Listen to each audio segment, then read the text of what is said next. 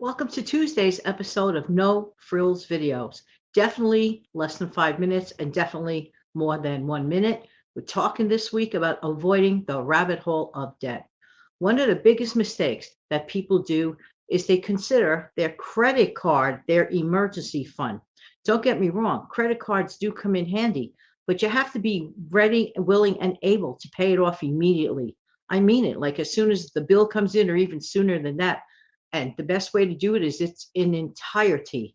Now, if you have no choice and you need to spread out the payments, make sure everything is paid off in about by two payments or three, maximum the most. Just saying, because you do not want to be considered a slow payback type of customer. Just saying, just saying. But that's just one thing. So in the meantime, while things are nice and quiet in your life, that's the best time to consider or just take that action, not just sit around and consider it, saving for an emergency fund. Emergencies are a question of when, not if. Emergencies always happen. People wait and they think they're going to get an engraved invitation or a pre-planned warning. Oh, an emergency is going to happen in 3 weeks. It doesn't work that way. Emergencies happen unplanned and usually at an untimely manner. You want to be ready.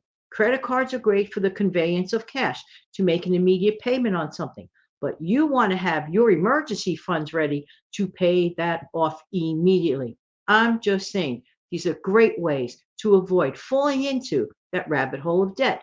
Don't forget to come back for the next No Frills video. Have a great day.